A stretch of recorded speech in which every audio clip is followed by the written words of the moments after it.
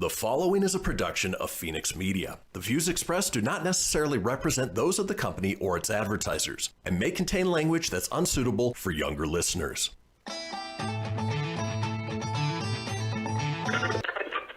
Laugh it up, fuzzball.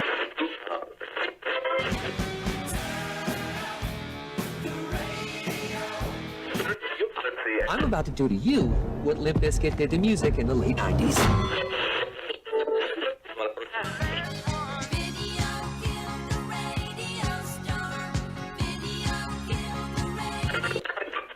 Surely you can't be serious. I am serious. And don't call me Shirley. Here goes the last DJ. Gentlemen, I wash my hands of this weirdness.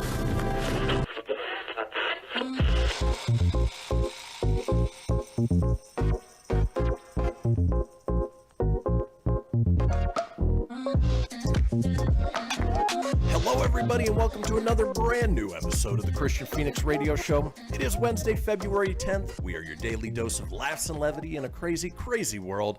I'm joined by my co-host, Mr. Tony Sanfilippo. Tony, aside from the migraine that you're fighting, how are you doing this morning? Not too bad. Good morning, everyone. Looking forward to another good show today. How are you doing this morning, Kristian? You know, doing pretty well. Got to bed at a reasonable time, got plenty of sleep, woke up a little early, but you know what? It is the middle of the week, and so we're looking forward to just rounding things out and heading into the weekend. You got woken up by having a good dream there, right? Yeah, not so much. I had flashbacks of my previous life that, basically don't want to relive. So I woke up about 5 minutes before my alarm went off. I hate it when that happens, but, at least it was only 5 minutes and not an hour. Yeah, no, 5 minutes, definitely better than an hour, but I definitely know what you mean. Having woke up at 5 a.m. with a pounding migraine, not the type of thing you want to wake up to, and definitely having dreams of being a car salesman again. Not quite the dream that you had hoped. No, not so much. No. Well, folks, let's go ahead and kick things off the way we do each and every day with a question from my co-host. Tony, what products do you use in the morning when you're getting ready for your day? Well, if it's showering and stuff, I have Dove Men body wash and shampoo and conditioner that I bought at Costco. So I use that, obviously, for the shower. And then I've got my Right Guard deodorant and my Chrome cologne. And then do you use and then whatever little hair gel I have. I was going to ask if you use hair gel or mousse or anything to style your hair, which we're all seeing right now. Looks good. Yeah. Thank you. It's growing. It's getting a lot of positive compliments. I'm just not used to how short the damn thing is. But I use it just depends on the day. I got pomade, and then I have regular styling hair gel. All right. So products you're supposed to be using on the hair, unlike Tessica Brown, the Louisiana woman. I know where you're going. I actually read this one. Whoa. Who styled her hair with Gorilla Glue and later sought medical treatment for her hardened head of hair. She may soon file a lawsuit against the makers of the product, according to a new report. Countersuit for you being an idiot. Right. Brown had originally shared her story last week in a TikTok video viewed nearly 21 million times as of Tuesday morning. In it, she admitted to using Gorilla Glue spray adhesive on her head after running out of her preferred brand of hairspray. Brown alleged that she hadn't been able to remove the glue since spraying it on her do about a month before, and ultimately took herself to the emergency room over the weekend, where they apparently instructed her to use sterilized water and nail polish remover pads to remove the adhesive, according to a photo Brown shared on Instagram. Then on Sunday, Brown shared a YouTube video of another woman helping to apply the pads to her scalp, while Brown wiped away tears and at one point winced in pain. Now, sources for TMZ claim that Brown has hired a lawyer to look into a case against Gorilla Glue, seeing as the product itself warns against the use on skin and eyes, but not hair. TMZ sources further claim that Brown had even tried softening the glue with rubbing alcohol at the suggestion of the folks at Gorilla Glue. Brown has been contacted by Fox News for further comment, following TMZ's report of Brown potentially suing Gorilla Glue, Gorilla Glue released a public statement wishing Brown the best, but claiming that the product was never intended to be used on hair. First of all, what were you thinking using a product like super glue on your hair? Then you're surprised when it doesn't come out, and then you sue the manufacturer because it doesn't specifically say do not use on hair. Okay, well, do not use on your cat. Do not use on your undercarriage. I mean, how specific do you have to get with the warnings? This is just common sense, and I don't get it. It's you have to be real clear and precise with people, and I don't understand. Like, this is all just common sense. This is stuff like little kids generally would know not to do, right? Exactly. Like, even the kid that eats the Elmer glue paste knows not to put that in his hair. He'll eat it, but he ain't gonna wear it. And that's the thing. Like, I could see, like, if they were using, like, you know, Suave hair gel, right? And it was goopy and it never came out of the hair, then yeah, I could see them having an issue with that. But the whole thing is, why go through the headache of the lawsuit? Number one, you're an idiot. Number two, just shave your damn head. It'll grow back. Yep. It's not like it's going to harm you, other than you're going to look a little on the silly side for a while, but you deserve it. You're an idiot. Exactly. Like, it just comes around that this chick, this is a wrong way to be infamous. Like, you do not want to be that person to be like if you're friends with this lady or anything, you're just like, oh, what was her name again? It's Tessica Brown. Oh, Tessica? Yeah. Okay, stupid name and stupid person. I don't mean to be mean on this Wednesday morning, but what an idiot. Well, and the thing is, she's the reason why there's warning labels on hot coffee, or it shows the picture of the man being cut in half near a heavy machinery. It doesn't make any sense. And if she had a good, if she could laugh about it, why not work with Gorilla Glue and be part of some fun advertising campaign? But instead, she's suing them. It's so strong, it'll even stay in your hair. It's ridiculous, but we'll keep an eye on what happens with Tessica Brown and the Tessica. Gorilla Glue story. But you know what, folks? Wow. It is Wednesday. Wow. We've got a wonderful show lined up for you today. Let's talk about today's show, shall we? Hump Day! Yeah! It is Hump Day, and as we do on Wednesdays, we've got Words Are Hard. We have a segment called Cold Hard Facts. Our call-in topic today is Outside the Box Valentine's Day Dates. We have a segment called Power Moves. We round out the day with This Day in History, and Tony is up next with the entertainment news. Folks, do not go anywhere. We will be right back.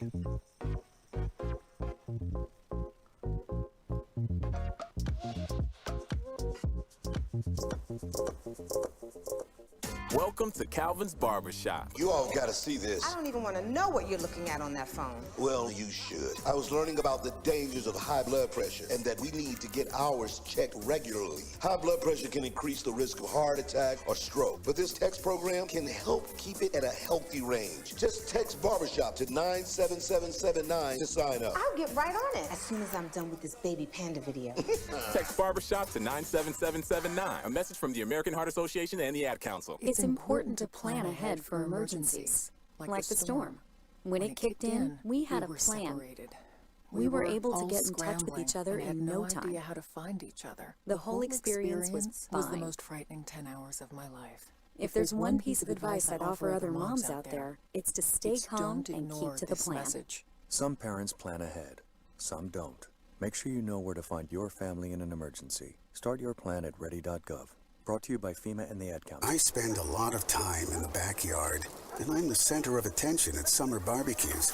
In '96, I made some of the tastiest s'mores. And in '09, it was me, your backyard fire pit, that accidentally started a wildfire when a summer breeze carried one of my embers into some dry brush.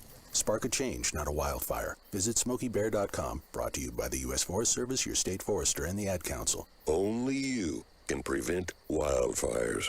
Hope you enjoyed your meal. And I just want to say, he's lucky to have a brother like you. Lucky? Caring for my brother is far from easy. But he's a part of me, like my arms and legs, so I'll be his. No time for tired. Nothing can disable this love. He needs me, but I'm the lucky one, even though I need help now and then. If you're caring for a loved one, visit aarp.org/caregiving for care guides and community. Support for your strength. Brought to you by AARP and the Ad Council. What if I told you that a tornado was going to happen tomorrow, right where you live? That it would touch down at exactly 3:17 p.m., and I told you the exact path it would take. You would, of course, prepare. You would talk with your loved ones, and you'd make a plan today. It's true, I can't tell you a tornado will strike tomorrow, but shouldn't you have a plan anyway? Go to ready.gov/communicate and make your emergency plan today. Don't wait. Communicate. Brought to you by FEMA and the Ad Council. This is Mario Andretti. You know me as a race car driver, but I'm also a Meals on Wheels volunteer. I've raced against the sport's biggest personalities, but I've never met more vibrant, amazing people than the seniors served by Meals on Wheels. You can make a difference by dropping off a hot meal and saying a quick hello. So, America, let's do lunch. Volunteer your lunch break at americaletsdolunch.org. This message brought to you by Meals on Wheels America and the Ad Council. You're listening to Fenix Media. Listen live and explore more great shows at fenixmedia.us.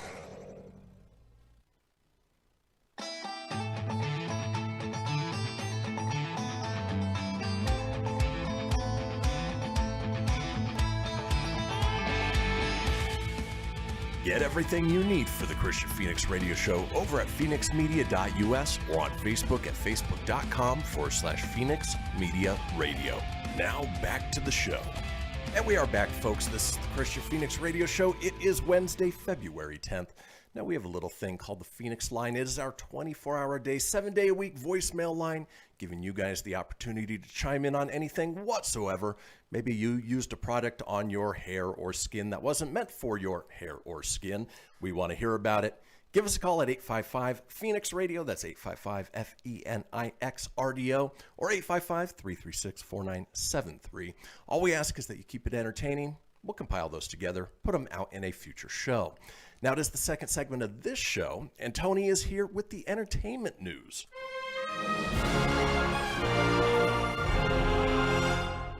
Good morning, everyone. It is Wednesday, February 10th, and here is your Filippo Fast 5. Masters of the Universe! Bear McCreary is composing the score for the new Kevin Smith Netflix show. You can watch the video of him almost to tears. It's so good. Playing with Power, the Nintendo story will premiere on Crackle on March 2021. Cool. Does anyone watch Crackle? I know it's a free app. I've never watched Crackle, but I would be interested in watching Playing with Power, the Nintendo story. That'd be worth checking out, yeah. Yeah. Cardinals re-sign catcher Yadier Molina for an 18th season. He'll get to play with my favorite, Nolan Arenado. Corey Feldman is now accusing obsessed Marilyn Manson of decades of mental and emotional abuse. Somehow I don't believe that, but okay. Shailene Woodley and Aaron Rodgers are officially engaged after less than a year of dating, and thanks to Friday, I now know who Shailene Woodley is. I had no idea who that was. So, but that was your pointless Filippo Fast 5 today. You didn't watch the Divergent series or The Fault in the Stars? I had no idea who the hell that was. Like, I Googled her and nothing triggered, man. So. It's all right.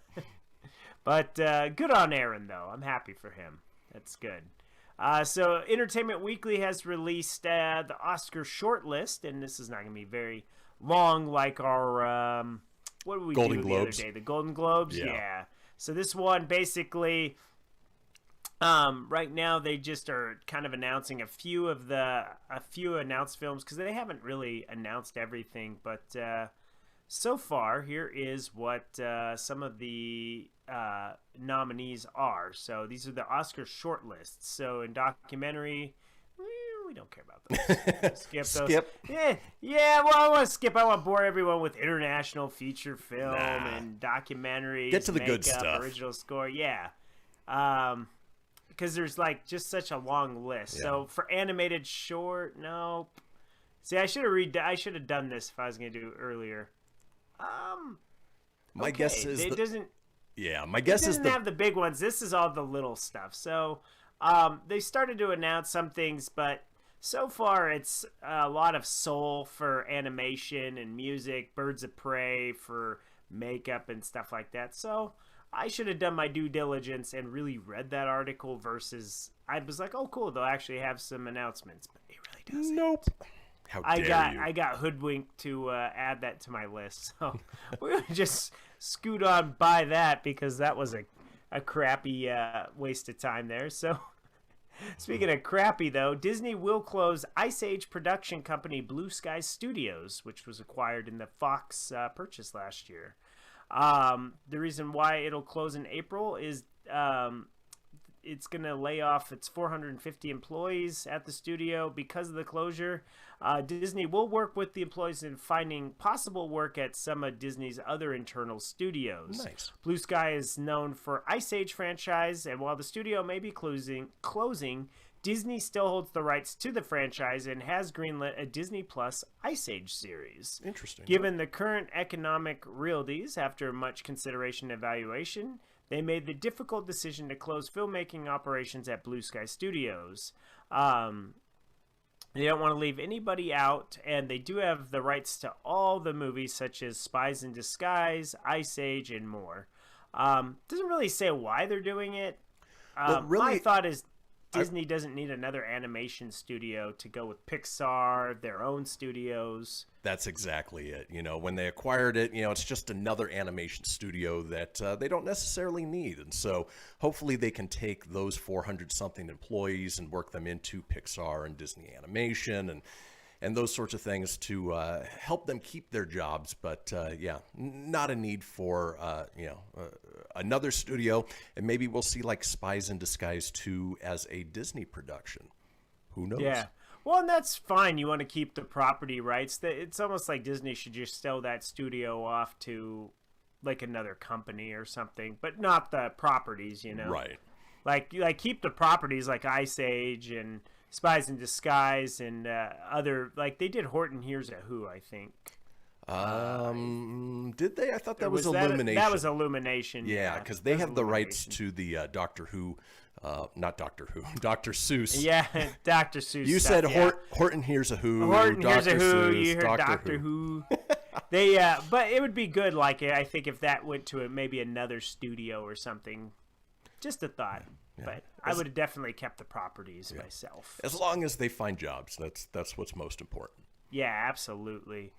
Speaking of Spies in Disguise, Tom Holland, who usually is notorious for spoiling things, I kind of feel he's spoiling something here, but if you haven't heard, Marvel has been on a bit of a tear lately. Without spoiling too much, Disney Plus WandaVision just exploded everything we knew about what's possible in the MCU. Yeah, they did. In short, WandaVision likely just introduced the existence of the multiverse, meaning that any character from any Marvel comic book film could hypothetically show up in the MCU. Naturally, this has fans fanning the flames, that's hard to say this morning, fans fanning the flames, of one pretty epic rumor that Spider-Man 3, which is currently in production, will see Tom Holland's Spidey link up with Andrew Garfield and Tobey Maguire's version of the hero from the past non-MCU films. This isn't the craziest idea, but by the way, considering that J. Jonah Jameson from Maguire's superhero trilogy showed up at the end of Homecoming, plus the report that Electro, who appeared in Garfield's second outing, will be in the third Spider-Man. All of that said, Allie Jones interviewed Holland for Esquire's cover story on the Cherry actor. She asked him straight up if the rumors are real. He didn't mince words in his answer either. He said, no, they will not be appearing in this film.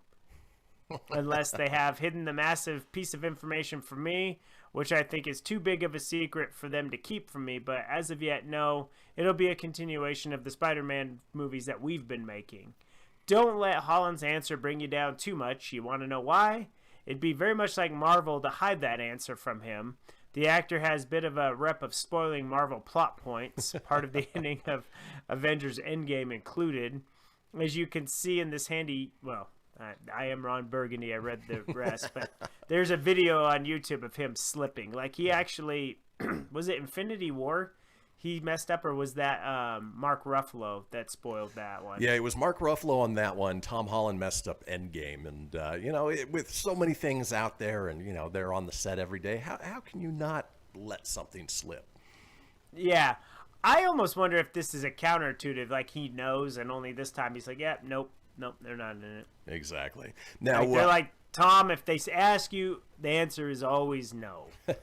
Now, talk about it, skirt away, move on. What do you think the tagline for Spider-Man 3 will be? So the first one was Homecoming, the second was Far From Home. Obviously, the theme is home. What do you think it's going to be called? I don't know. I've seen Homesick, which really doesn't make much sense. Oh, bless you. The one that I did see that makes sense is Home Run, which obviously we know at the end of Spider-Man Far From Home that his identity was revealed and he'll essentially be on the run. And so that's my guess, is that it'll be Spider-Man Home Run. Yeah, maybe it'll be, maybe they ditched the home I don't think they will. Stretch and no.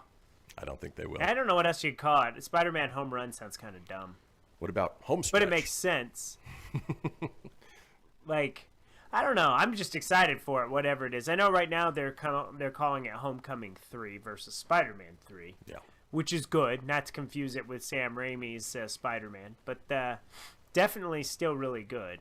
But nonetheless, very excited for it. We'll move on. One more story before the birthdays here. The Offspring will release their first album in nearly a decade. The punk rock veterans' last album was 2012's Days Go By. I can't believe it's been that long since they've released one. Right. They have teased a follow-up for the past 9 years, but only have just revealed the album is finished. In a short video posted on February 8th, frontman Dexter Holland and guitarist Noodles are heard discussing the album, saying, "We're putting out a record. It's finished. It's done. It's in the can," as they say.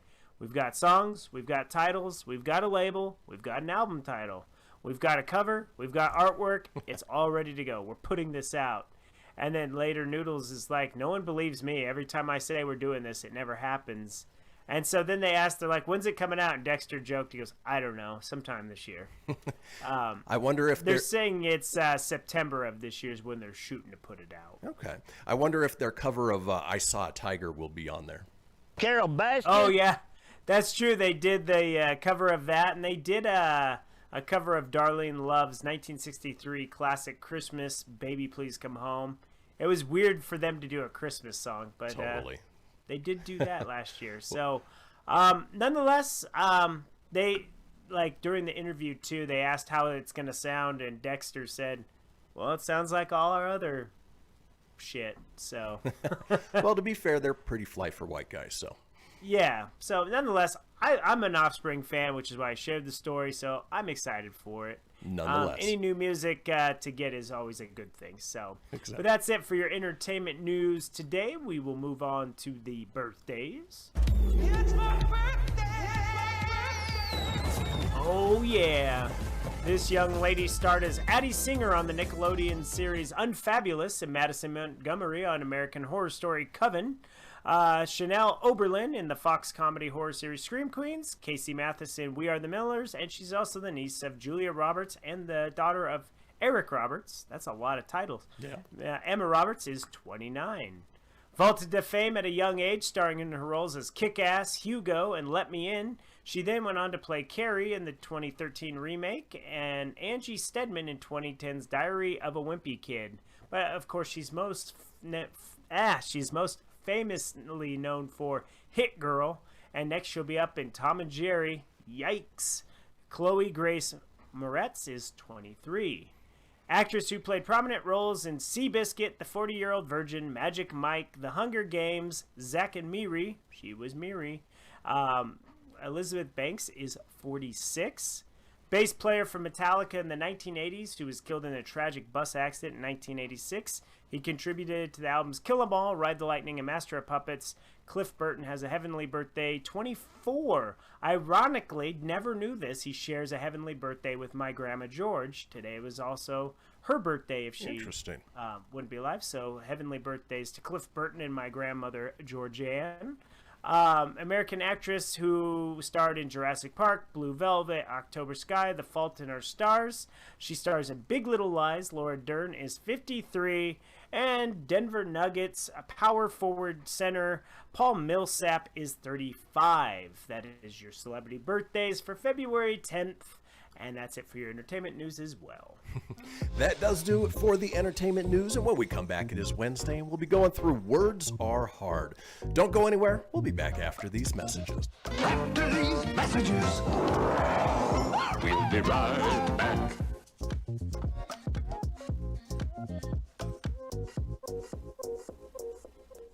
Okay, what are you wearing right now? Nothing. That's right. So mommy's gonna teach you how to dress yourself. Underwear always comes first, name tag at the back, then pants, then shirt. Get the first button in the right hole or you have to start all over. Socks going first, then shoes, right on right, left on left. With shoelaces, just take the ends, cross them over, switch the loops, the rabbit goes down the hole, pull tight, and you're left with bunny ears. Got it? Why are your pants on your head?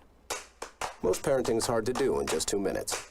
But 2 minutes twice a day making sure they brush their teeth is easier, and it could help save them from a lifetime of tooth pain. Visit 2min2x.org to find out more. A message from the Partnership for Healthy Mouths, Healthy Lives, and the Ad Council. This message is for all of you sitting in the passenger seat. And apologies if it gets a little uncomfortable. But how does it feel to be at the mercy of someone who thinks a random text is more important than your life? Someone who takes their eyes off the road while speeding along in a 3-ton hunk of steel. Freaky, right? Well, why not just ask them to stop? Or better yet, volunteer to text for them. It might be a little awkward, but believe me, you'll live. Learn more at StopTextStopWrecks.org. Brought to you by the Ad Council and the National Highway Traffic Safety Administration. We are live outside the home of Joe and Rosie Goddard, where a pretty big tickle fight broke out just minutes ago. Sources say their father instigated the laughter. Let's go inside for a comment.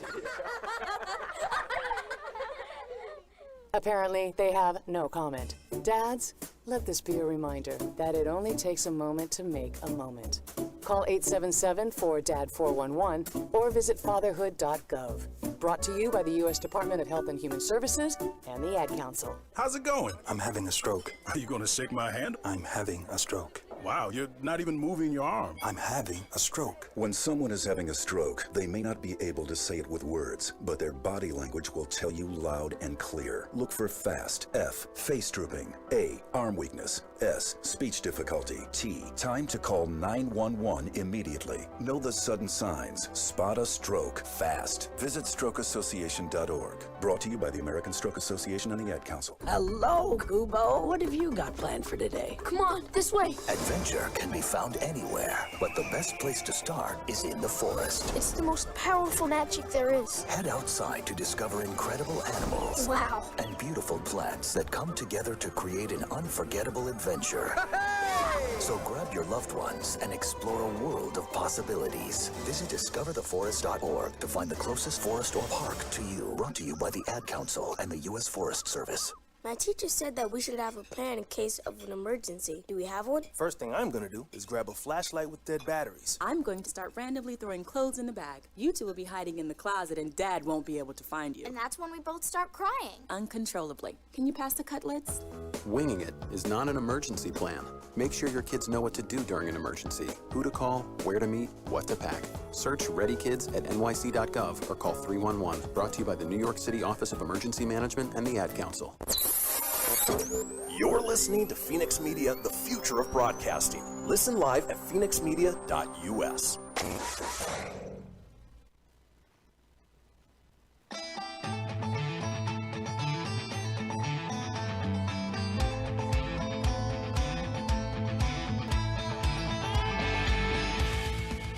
Get everything you need for the Kristian Fenix Radio Show over at phoenixmedia.us or on Facebook at facebook.com/Fenix Media Radio.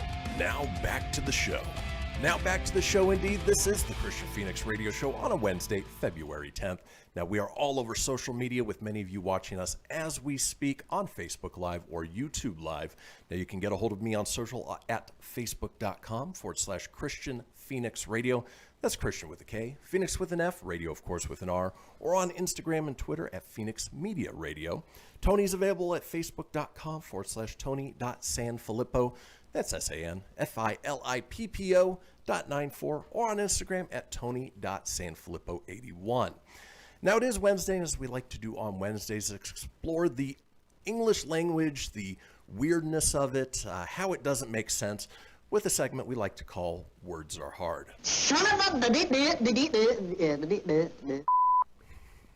Nothing like Porky Pig dropping a curse word.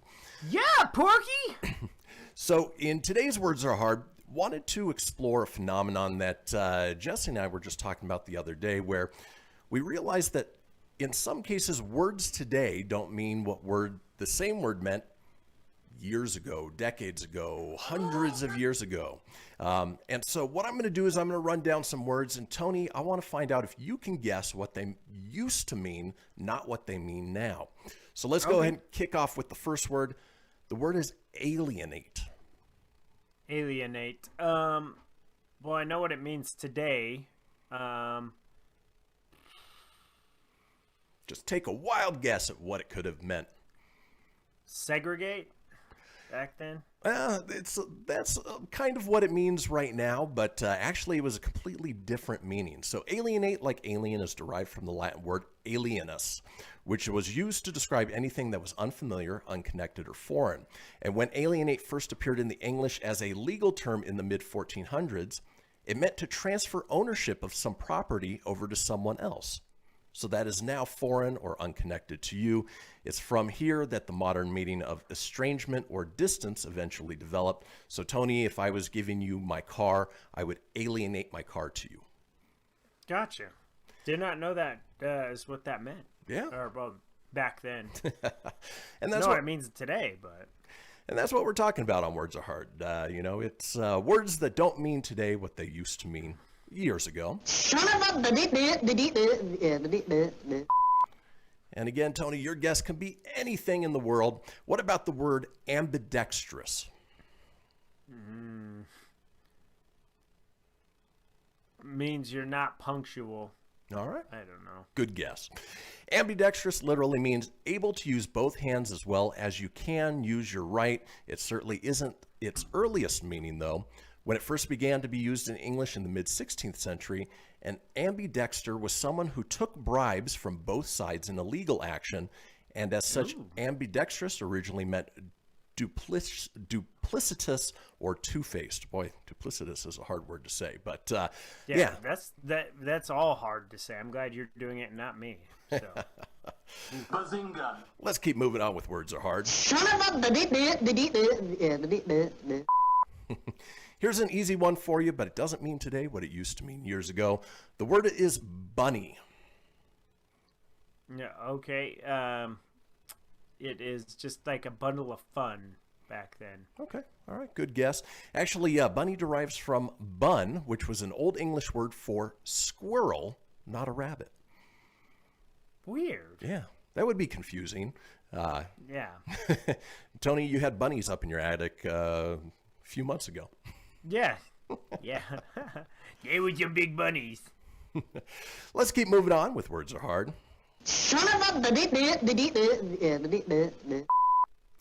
All right, we're talking about words that don't mean today what they used to mean years ago.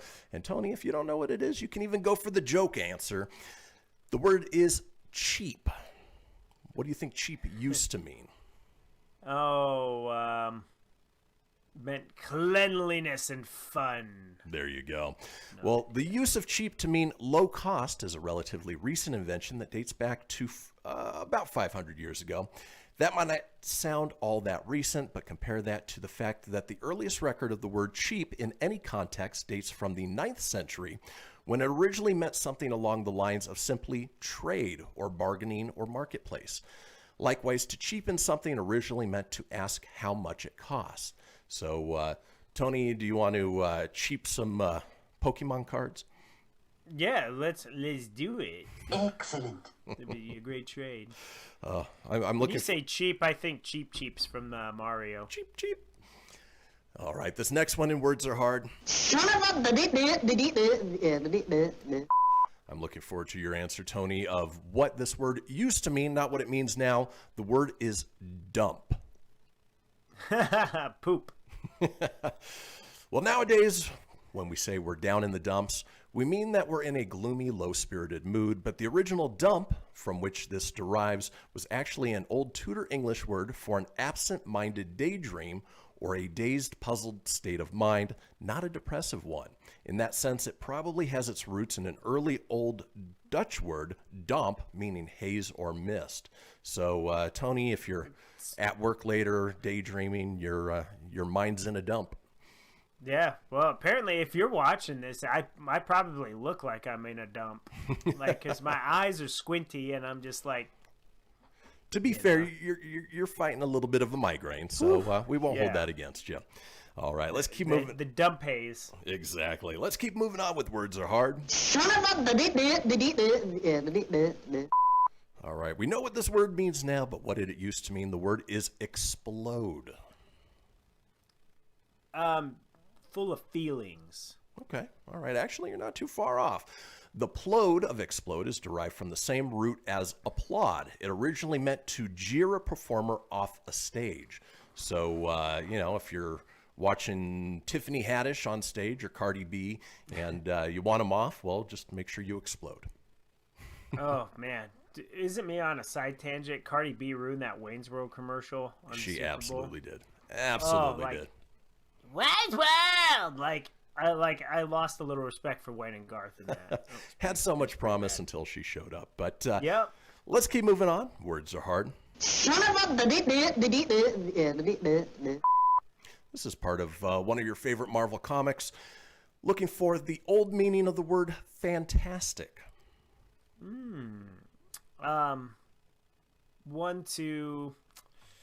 Let's see. I don't know. That's because I only know what it means now, so it's hard to imagine what it would be back then. You're stumped. Well, the link between fantastic things and absolute fantasy was once much closer than it is today. Fantastic originally meant existing only in the imagination, or in other words, unreal or based on fantasy. Because fantastic things like these would be so extraordinary or bizarre, eventually the word became attached more loosely to weird or fanciful and ultimately impressive or wonderful things. So instead of saying, Tony, you've got a fantastic haircut, it would be like, Tony, you've got a fantastic unicorn horn. Thank you. I try. All right, and then finally, in Words Are Hard, we're exploring words that don't mean today what they used to mean. Tony, the word is fascinated. If it's along the lines kind of like how fantastic was fantasy, fascinated is to be aloof. These are tough. I don't know. It's hard. I'm so sorry. Normally I'm very witty and quick, but today that's a lot harder for me to be. We've stumped Tony today. Yeah. Well, the root of fascinated is the Latin word fascinus, which referred to a magic charm or spell.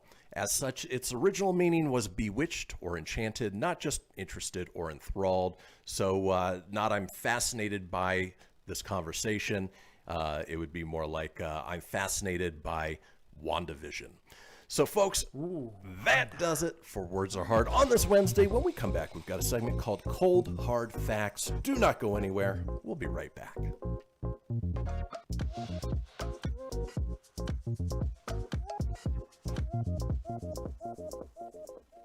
This is Mario Andretti. You know me as a race car driver, but I'm also a Meals on Wheels volunteer. I've raced against the sport's biggest personalities, but I've never met more vibrant, amazing people than the seniors served by Meals on Wheels. You can make a difference by dropping off a hot meal and saying a quick hello. So, America, let's do lunch. Volunteer your lunch break at americaletsdolunch.org. This message brought to you by Meals on Wheels America and the Ad Council. People been saying to your friend, get a different face, and posting on their feed, they're super ugly. The things they say to them online are cruel and they're not true. So tell your friend, I'll stand up for you. Don't worry, I know what to do. Know someone being bullied online? You can be a witness and make a difference by letting the world know it isn't cool, and by letting your friend know you care. Learn more at eyewitnessbullying.org, brought to you by the Ad Council. Hope you enjoyed your meal. And I just want to say, he's lucky to have a brother like you. Lucky? Caring for my brother is far from easy. But he's a part of me, like my arms and legs, so I'll be his. No time for tired. Nothing can disable this love. He needs me, but I'm the lucky one, even though I need help now and then. If you're caring for a loved one, visit aarp.org/caregiving for care guides and community. Support for your strength. Brought to you by AARP and the Ad Council. Allison is perfect. I mean, she'd never tell you that. She's humble and perfect. She likes everyone. She even likes her untidy roommate's weird guinea pig. Allison, wait, are you texting and driving? Allison, no. That's the exact opposite of what I was just saying about you. Why, Allison? Why? Texting and driving makes good people look bad. Visit StopTextStopWrecks.org, brought to you by the National Highway Traffic Safety Administration and the Ad Council. I'm Paul George of the Indiana Pacers. When I was 6, my days were spent playing basketball. When I was 6, my dream was to make it to the NBA. When I was 6, my mom had a stroke. So I want you to learn to spot a stroke fast. F-A-S-T. F, face drooping. A, arm weakness. S, speech difficulty. T, time to call 911. I'm Paul George. Spot a stroke fast. Visit strokeassociation.org. Brought to you by the American Stroke Association and the Ad Council. My name is Lola Silvestri, and I'm going to be 95 this year. I was very independent. I fell, and I had to have Meals on Wheels. America, let's do lunch. 1 in 6 seniors faces the threat of hunger, and millions more live in isolation. Drop off a hot meal and say a quick hello. Volunteer for Meals on Wheels by donating your lunch break at americaletsdolunch.org. This message brought to you by Meals on Wheels America and the Ad Council. You're listening to Fenix Media, the future of broadcasting. Explore more great shows at phoenixmedia.us.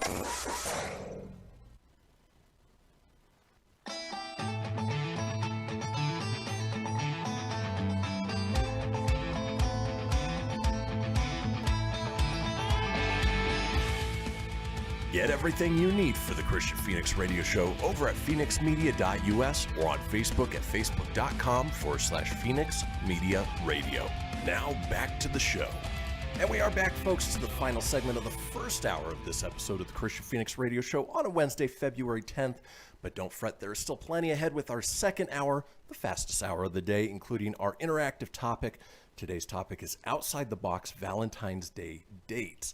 Now, if you missed a portion of the show or you want to go back and catch up on any of the previous shows, it's easy enough to do so. Head over to phoenixmedia.us, click on the show's link, scroll on down to the Kristian Fenix Radio Show. From there, you can get video, you can get audio as well, or head over to wherever you get podcasts, whether it's Apple, Google, Stitcher, Spotify, Anchor Breaker, TuneIn, iHeart, about 20 in all. While you're there, be sure to subscribe. That way you always have the latest episode. Leave a review. Let us know what you think and tell your friends, because sharing is caring. Now, speaking of which, we like to share a little bit on here. You know, this show's not purely about entertainment. It's also to inform you, let you guys learn a little bit along the way, and we learn some new things as we go through too, which is why we're doing this segment, which I've titled Cold Hard Facts. So let's drop a little bit of that knowledge on you now, starting off with this one. Albert Wilson, the last surviving Civil War veteran ever, enlisting at 14, died at 106 in the year 1956. So the oldest Civil War veteran lived until 1956. I mean, that's crazy to think of, considering that the Civil War was during the mid-1800s. That's a mind blower right there. Yeah, because you still think like 1956. Obviously, that was before our time, but still, you know, from when the Civil War was to there, it's crazy. Well, when you really think about it, he saw 4 wars. He saw the Civil War, World War I, World War II, and the Korean War. That's nuts. Hopefully, we don't ever have to see that on our side. No. Let's move on with Cold Hard Facts. We're dropping the more you know. This one I remember hearing when it happened. Juan Catalan spent nearly 6 months in jail for the murder of a teenage girl until his lawyer found unused footage from HBO's Curb Your Enthusiasm that proved he had been at a Dodgers game with his 6-year-old daughter. So after 6 months in jail, the show Curb Your Enthusiasm was all the proof that he needed, or his lawyer needed, to get him out, which is crazy that, people are still put away for crimes that they don't commit. But in this case, entertainment and technology came to save the day. Oh, that'd be, I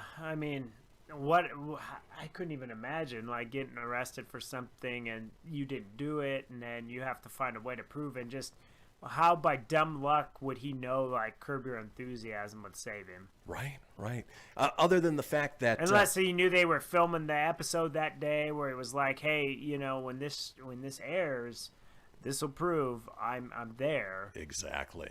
Yeah, but even still, I couldn't imagine being tried and convicted of a crime that obviously you didn't commit, and the whole time you're trying to plead for your innocence, even and you are innocent, but nobody believes you. Ooh, I'd hate to be in that position. Well, and that's the thing, and all it takes is a newscast or the media to really paint you as the villain. Doesn't matter. Let's keep moving on with cold hard facts. Tony, what would you say is one of the biggest worldwide discussions today as far as overall either politics or just the way the world is going? Oh, obviously COVID. It's the vaccines right now. That's all. Every time I turn on the news, it's typically the vaccinations and when they're rolling out, and then Biden's transition. So those are about the two big things you hear about. So aside from that, I'd say probably the next thing would be climate change. Well, 107 years ago, the press reported about climate change. It says, Science notes and news, coal consumption affecting climate. The furnaces of the world are now burning about 2 million tons of coal a year. When this is burned, uniting with oxygen, it adds about 7 million tons of carbon dioxide to the atmosphere yearly. This tends to make the air a more effective blanket for the Earth and to raise its temperature. The effect may be considerable in a few centuries, and obviously we are seeing that now, or at least that discussion now, just based on everything that's going on. Yeah, you see all kinds of weird things, like the weird snowstorm that came through last week. And it snowed like in Malibu, it snowed in Arizona, Las Vegas, Texas, down all the way in Austin got snow. Yeah, which was a little weird. Yeah, so it was places that don't typically get the weird weather. Like right now it's snowing here in Fort Collins, but that's normal. It's February, snowy. That's kind of the norm. It's cold, like extremely cold. Yep. But warm places, you just don't picture that. Anytime. Like the Malibu one was weird to me. I was like, Malibu, California got snow? That's a little strange. Yeah, that doesn't San happen too Diego often. got a little dusting too, which that was weird. Yeah. Let's keep moving on with cold hard facts.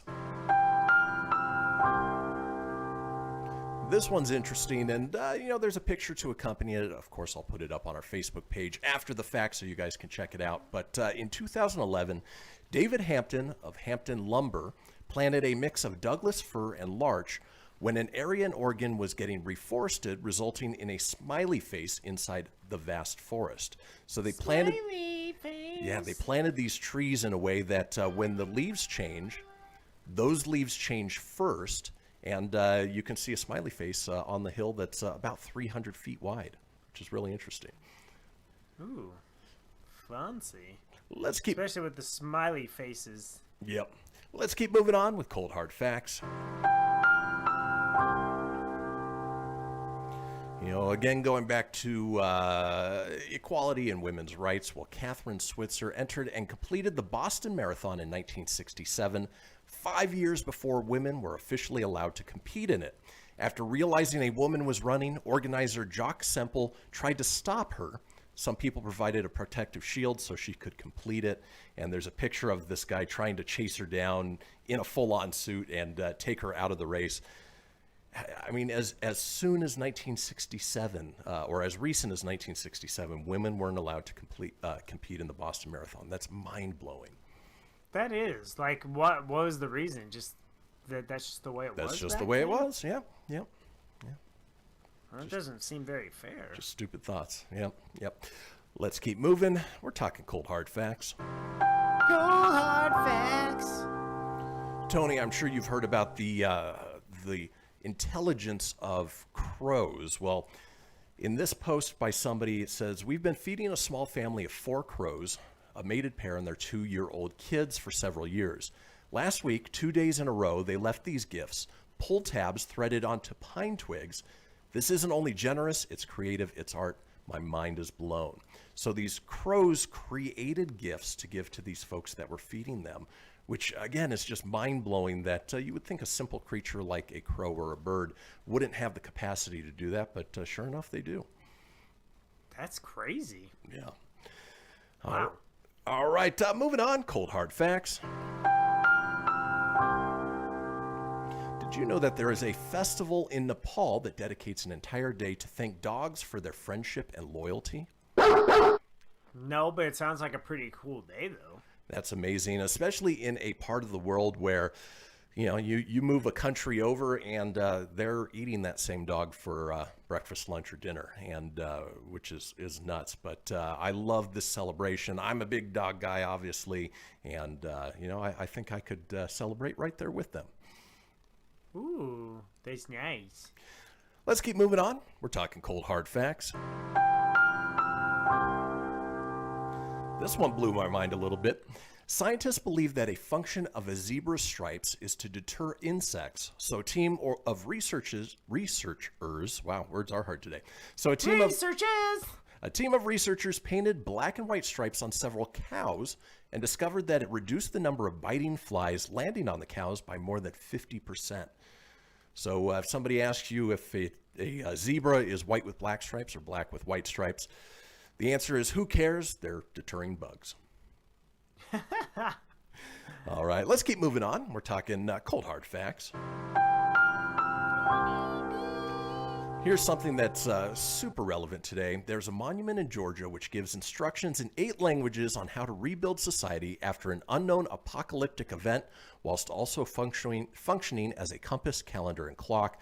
The instructions read, maintain humanity under 50 million in perpetual balance with nature. Guide reproduction wisely, improving fitness and diversity. Unite humanity with a living new language. Rule passion, faith, tradition, and all things with tempered reason. Protect people and nations with fair laws and just courts. Let all nations rule internally, resolving external disputes in a world court. Avoid petty laws and useless officials. Balance personal rights with social duties. Prize truth, beauty, love, seek harmony with the infinite. Be not a cancer on the earth. Leave room for nature. Leave room for nature. Well, folks, that does it for Cold Hard Facts and the first hour of the show. But we're headed into the long break. When we come back, we've got the interactive portion of the show. We're talking outside the box Valentine's Day dates. Listen to the news, take a potty break, grab some tea, and join us back again in about 7 minutes, and we will see you then.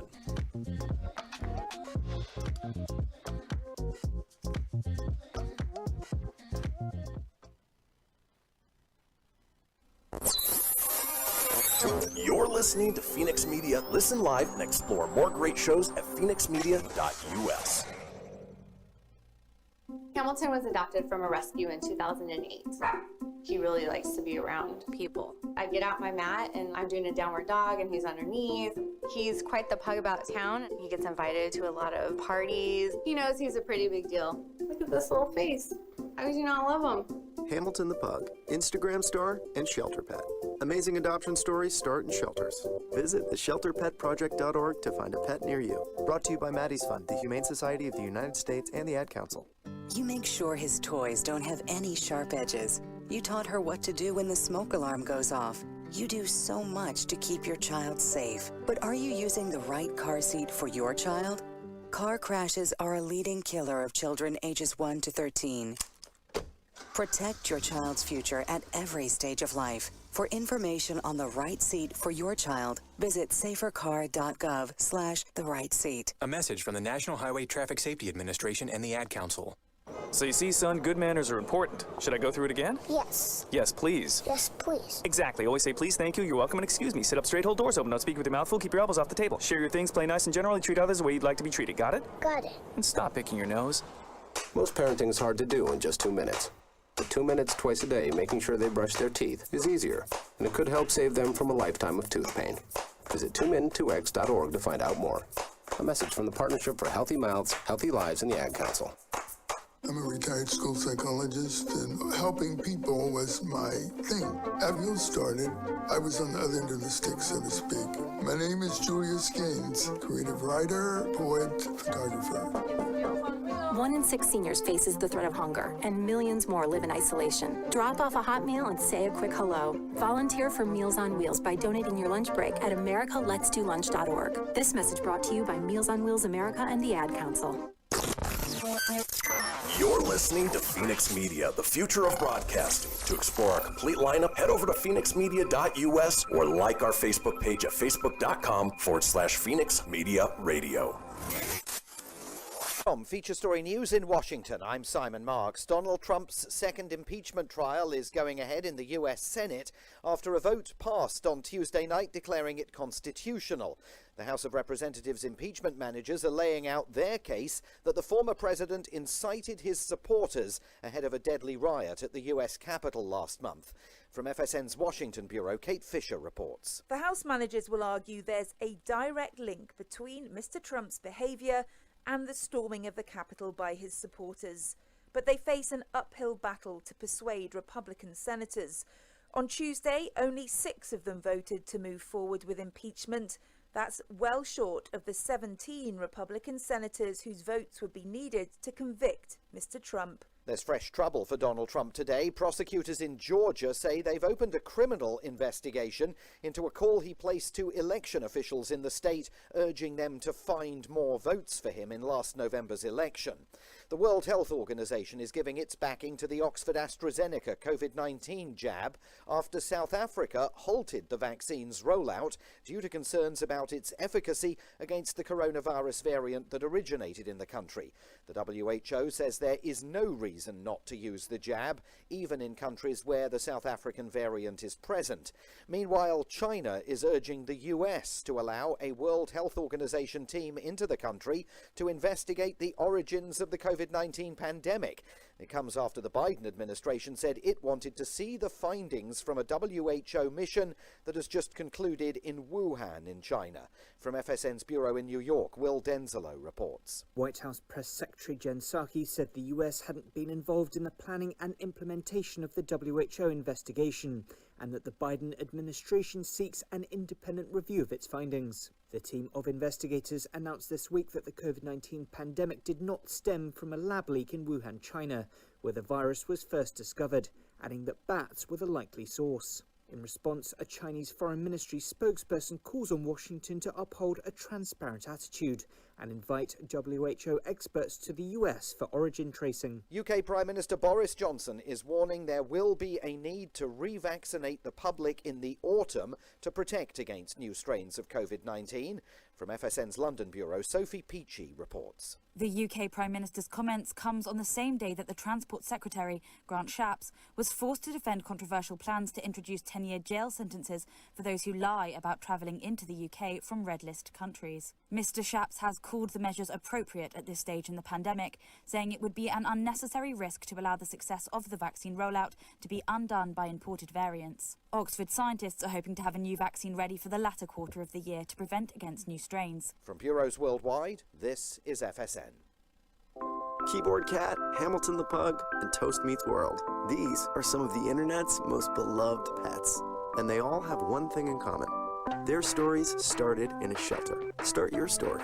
Adopt a dog or cat today. Visit theshelterpetproject.org to find a pet near you. Training that pet to play the keyboard, that's optional. Start a story. Adopt a shelter or rescue pet today. Brought to you by Maddie's Fund, the Humane Society of the United States, and the Ad Council. Okay, what are you wearing right now? Nothing. That's right. So mommy's gonna teach you how to dress yourself. Underwear always comes first, name tag at the back, then pants, then shirt. Get the first button in the right hole or you have to start all over. Socks going first, then shoes, right on right, left on left. With shoelaces, just take the ends, cross them over, switch the loops, the rabbit goes down the hole, pull tight, and you're left with bunny ears. Got it? Why are your pants on your head? Most parenting is hard to do in just 2 minutes. But 2 minutes twice a day making sure they brush their teeth is easier, and it could help save them from a lifetime of tooth pain. Visit 2min2x.org to find out more. A message from the Partnership for Healthy Mouths, Healthy Lives, and the Ad Council. How's it going? I'm having a stroke. Are you going to shake my hand? I'm having a stroke. Wow, you're not even moving your arm. I'm having a stroke. When someone is having a stroke, they may not be able to say it with words, but their body language will tell you loud and clear. Look for FAST. F, face drooping. A, arm weakness. S, speech difficulty. T, time to call 911 immediately. Know the sudden signs. Spot a stroke fast. Visit strokeassociation.org. Brought to you by the American Stroke Association and the Ad Council. The storks are bringing me a baby brother. We can do this together. All right, let's go. Storks know how to keep kids safe. Do you? What? Oh my gosh, you don't know. I know. You don't.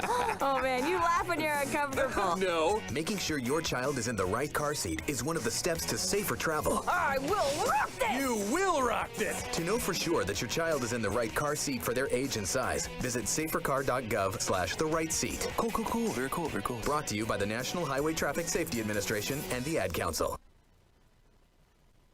The following is a production of Fenix Media. The views expressed do not necessarily represent those of the company or its advertisers and may contain language that's unsuitable for younger listeners.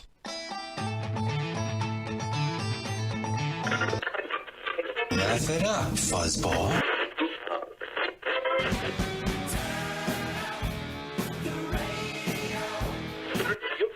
I'm about to do to you what Limp Bizkit did to music in the late 90s.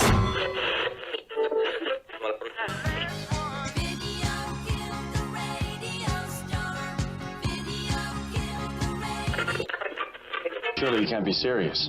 I am serious. And don't call me Shirley. Here goes the last DJ.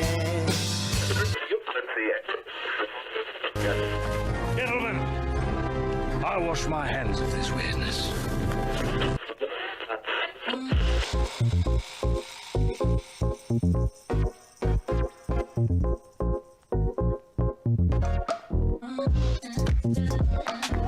Welcome back, folks, to the second hour of the Kristian Fenix radio show. It is Wednesday, February 10th. We are your daily dose of laughs and levity in a crazy, crazy world.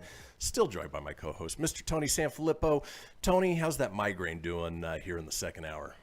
It's getting a little better, but it's the lingering, it wears me out. I'm like super drained, so I'm on my second thing of tea, so not too bad. Okay, the bright lights don't help, I'm sure.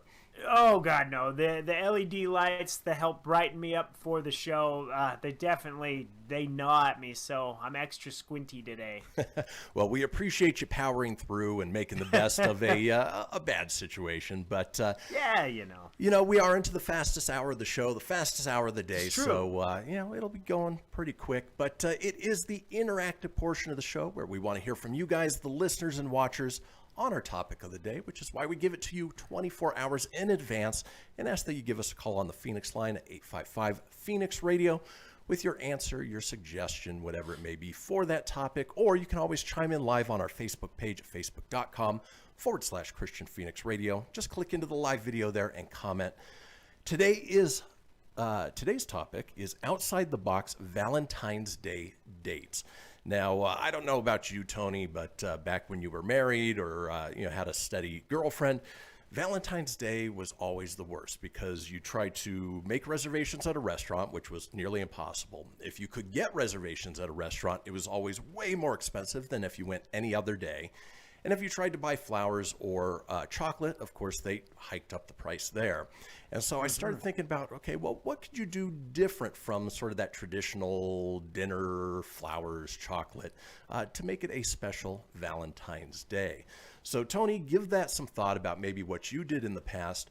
And then for my suggestion, this is the one time I'm glad that Jesse's actually not listening to the show, because this is what we're going to be doing on this Saturday. We're going to be going to an escape room. And so my thought behind this is that, one, it'll either strengthen our relationship or it'll drift us apart because, trying to work together to solve clues in a escape room and figure out the puzzles, we'll either work really well together or we'll just get frustrated with one another. But again, it is something that isn't the traditional dinner, flowers, whatever that may be.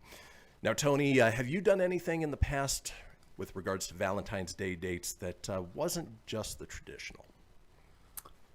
No, I haven't really celebrated it celebrated it. Wow, words are hard. I haven't really done Valentine's Day in such a long time that I haven't really put much thought or effort into the holiday in 7 years, 8 years, whatever it's been. But when I was married, you know, every year I tried to do something different. I mean, it always pertained to a nice restaurant or, you know, movies. There's one time where like I did like, you know, I gave her a massage or stuff like that. But typically mine was pretty traditional, nothing outside the box. Fair enough. I've definitely gotten some messages of some good outside the box ones, which I'll read during the next part. But for me personally, I haven't put much thought or effort into this.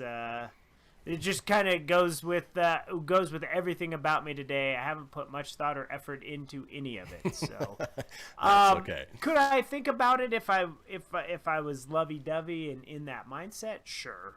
I can come up with things, you know, like I think my first Valentine's Day I had with Cassie, it was I cooked spaghetti and Italian sausage, which, you know, it was my first time cooking for her ever, and I cooked it at home and invited her over to my house, and we had like a little candlelit dinner. Like that was probably the most outside the box thing I've probably ever done. It's not really that original. Settle down, Tony. It's not that original, but getting crazy. Yeah. But folks, that is what we're looking for. Your suggestions on outside the box Valentine's Day date ideas. And you can leave that comment on our Facebook page, facebook.com/Kristian Fenix Radio. Just click into the live video there and comment with your suggestion. And when we come back, folks, it is all about you guys. So go ahead and let us know what you think, and we will see you guys in just a few.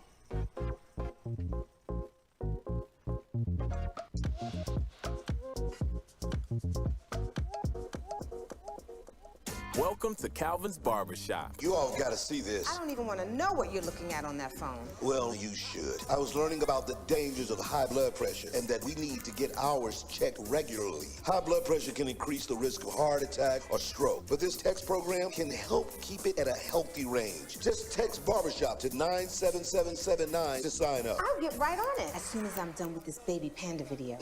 Text Barbershop to 97779. A message from the American Heart Association and the Ad Council. It's important to plan ahead for emergencies, like the storm. When it kicked in, we had a plan. We were able to get in touch with each other in no time. Idea how to find each other. The whole experience was fine. The most frightening 10 hours of my life. If there's one piece of advice I'd offer other moms out there, it's to stay calm and keep to the plan. Some parents plan ahead, some don't. Make sure you know where to find your family in an emergency. Start your plan at ready.gov. Brought to you by FEMA and the Ad Council. I spend a lot of time in the backyard, and I'm the center of attention at summer barbecues. In '96, I made some of the tastiest s'mores. And in '09, it was me, your backyard fire pit, that accidentally started a wildfire when a summer breeze carried one of my embers into some dry brush. Spark a change, not a wildfire. Visit SmokeyBear.com. Brought to you by the U.S. Forest Service, your state forester, and the Ad Council. Only you can prevent wildfires. Hope you enjoyed your meal. And I just want to say, he's lucky to have a brother like you. Lucky? Caring for my brother is far from easy. But he's a part of me, like my arms and legs, so I'll be his. No time for tired. Nothing can disable this love. He needs me, but I'm the lucky one, even though I need help now and then. If you're caring for a loved one, visit aarp.org/caregiving for care guides and community. Support for your strength. Brought to you by AARP and the Ad Council. What if I told you that a tornado was going to happen tomorrow, right where you live? That it would touch down at exactly 3:17 p.m., and I told you the exact path it would take. You would, of course, prepare. You would talk with your loved ones, and you'd make a plan today. It's true, I can't tell you a tornado will strike tomorrow, but shouldn't you have a plan anyway? Go to ready.gov/communicate and make your emergency plan today. Don't wait. Communicate. Brought to you by FEMA and the Ad Council. This is Mario Andretti. You know me as a race car driver, but I'm also a Meals on Wheels volunteer. I've raced against the sport's biggest personalities, but I've never met more vibrant, amazing people than the seniors served by Meals on Wheels. You can make a difference by dropping off a hot meal and saying a quick hello. So, America, let's do lunch. Volunteer your lunch break at americaletsdolunch.org. This message brought to you by Meals on Wheels America and the Ad Council. You're listening to Fenix Media. Listen live and explore more great shows at phoenixmedia.us.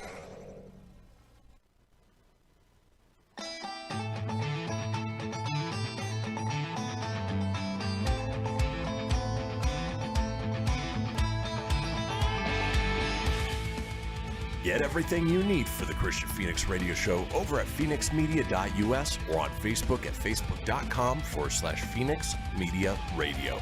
Now back to the show. And we are back, folks. This is the Kristian Fenix radio show. It is Wednesday, February 10th. We are smack dab in the middle of the interactive portion of the show where we are asking you guys the topic of the day. That topic is outside the box Valentine's Day dates. Now, you can always chime in on our Facebook page at facebook.com/Kristian Fenix Radio. Just click into the live video there and comment with your suggestion for an outside the box Valentine's Day date. Now, Tony, you mentioned that some people have already chimed in on your end. I'm curious to hear what they have to say. Yeah, Mike and Lacey, well, really just Lacey chimed in and said, just buy each other Apple Watches a month and a half before and just call it good. So that's what they did. Now, a month and a half before, isn't that right around Christmas time? It's right in the realm. So, let's see. All right. My friend Jamie chimed in and she said, okay, she has a few. She said, well, since it's freezing in Colorado, maybe people should do ice sculptures together. You know, freeze a bucket of ice, get out the chainsaw and axes. What a wonderful bonding moment for all. And she means it in a less murdery and more Edward Scissorhands way.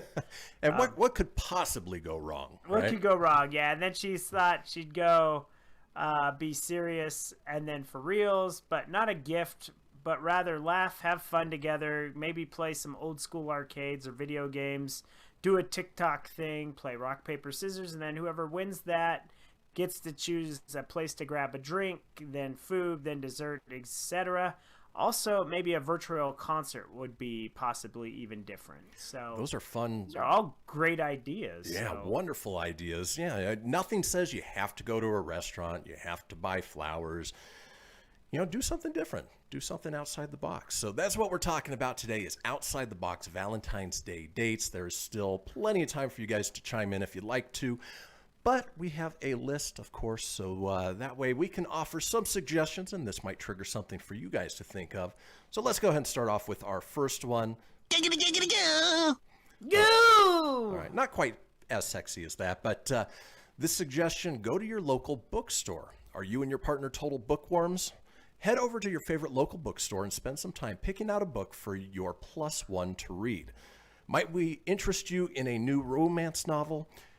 If you do go down that direction, take turns later reading each other your favorite or cheesiest passages. So if you grab a book with Fabio on the cover, you can take turns reading that to one another, and maybe the vicar will come in and take advantage of the mistress. It's a Friends reference.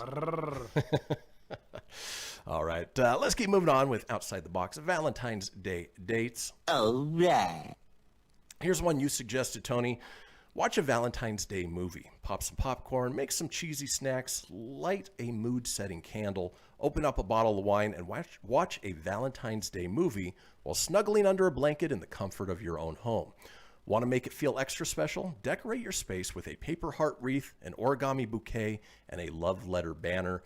I don't know if you have to go quite to that extent, but, my idea of a good Valentine's Day movie would be Nightmare on Elm Street 3, perhaps Friday the 13th.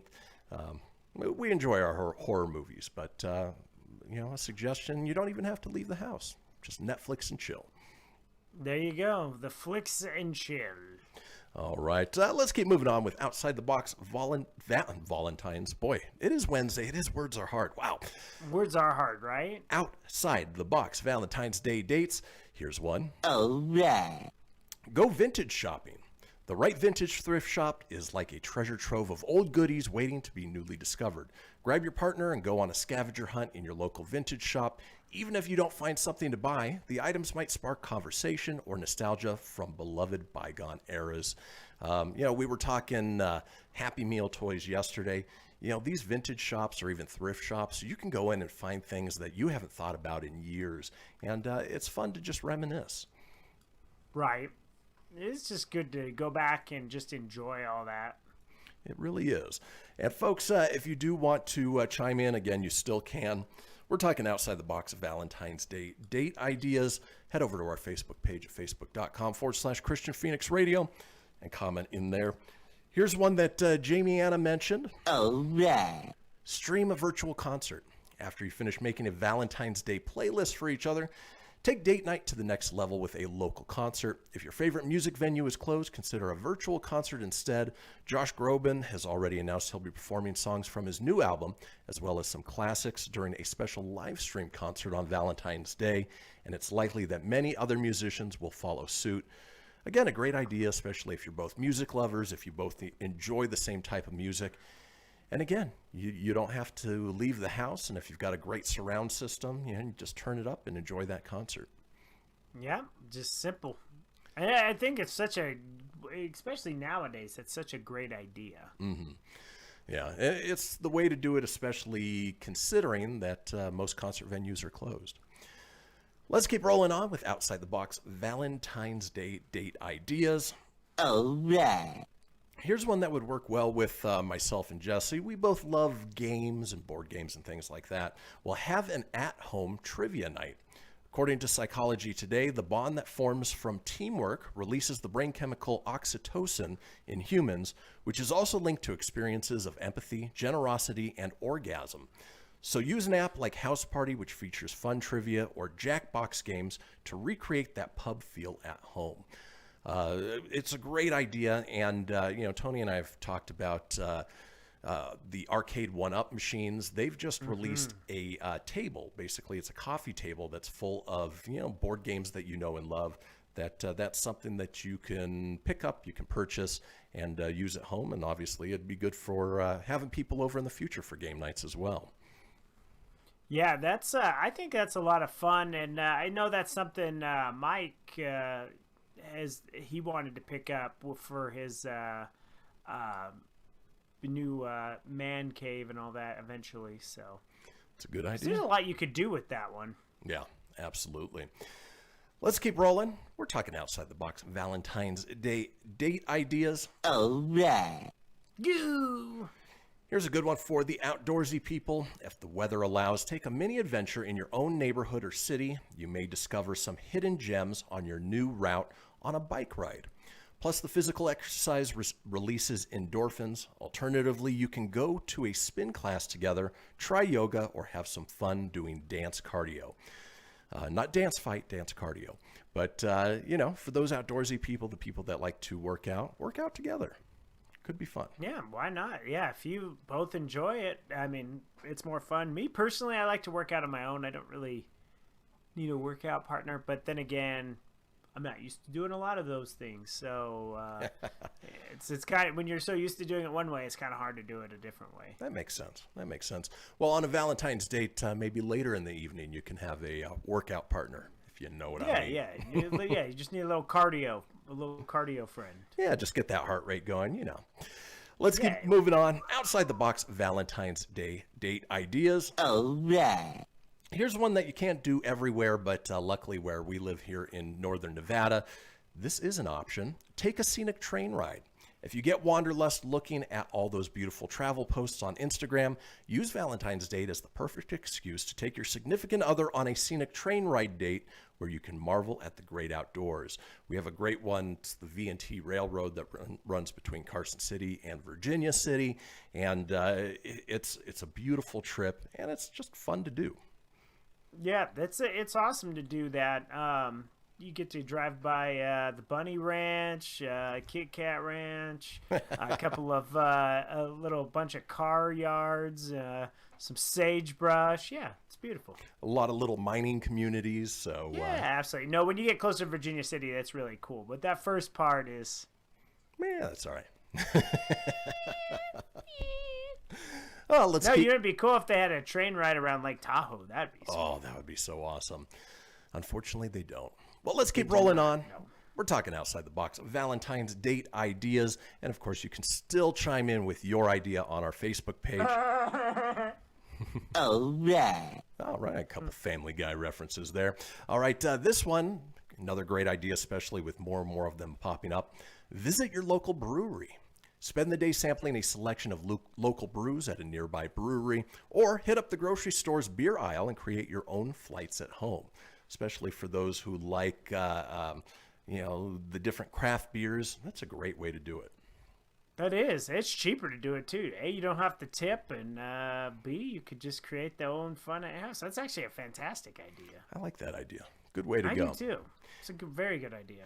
Here's another and one safe that I would absolutely love, of course, based on what's open and what's not. All right. Ooh. Watch a comedy show. If the daily grind is interfering with your ability to connect, watch a comedy show, says relationship expert Rory Sassoon. A study in the story published in the Journal of Human Nature found that the very act of laughing together helps people open up. Chicago's legendary improv theater, The Second City, offers a variety of weekly online shows. Denver's well-known Comedy Works is live streaming a select number of performances, and Nowhere Comedy Club, which launched shortly after the COVID-19 pandemic began, has an impressive lineup of stand-ups nearly every night. Of course, you can also skip the live part entirely and stream specials from some of the best comedians on Netflix. I would recommend, especially if you like sort of the dark and twisted humor, check out Jimmy Carr, or, and his name just escaped me, it'll hit me later. Jimmy Carr's well worth checking out. He's a British comedian. Great one-liners. Jimmy Carr, that's what I'm a funny little comedian. That's what my name's Jimmy Carr. And he's got one of the weirdest laughs you will ever hear. Oh no, it's ha ha ha. Ha ha ha. The Amadeus laugh? A little bit, yeah. All right, let's keep moving on. We're talking outside the box. Valentine's Day date ideas. All right. Here's one you mentioned, Tony. Get a couples massage. If you have the time, plan a romantic day to relax and focus on each other, says psychologist and relationship expert Paulette Sherman. Some spas offer a full-day fee that includes a massage, as well as access to hot tubs and indoor pools. If that's not in the budget, a cheaper alternative is to fill your bathtub with essential oils, line it with candles, and take a couples bath. Or give each other a massage. You can find tips anywhere online. Yes. It's just a good way. Sorry, I was like mid-yawn right there. Just not because it's boring. I just, you caught me at a yawn time. Sure. We're putting you to sleep down. All right. And then finally, in Outside the Box, Valentine's Day date ideas. All right. Here's one Jesse and I have talked about doing, among other types of classes, but take a painting class. No art skills to speak of, no matter. Studies show that when activities like taking a painting class together, their bodies release more oxytocin. You can look for studies like Painting with a Twist or Pinot's palette, in your area, or participate in one of Yaymaker's virtual painting nights. Great way to do it. Sometimes it's paired with wine, so you can get a little tipsy, a little drunk at the same time you're putting some paint to canvas. Well, folks, that does it for our interactive topic of the day. When we come good back, ideas there. It sure is. When we come back, we've got a segment called Power Moves. Don't go anywhere. We'll be right back.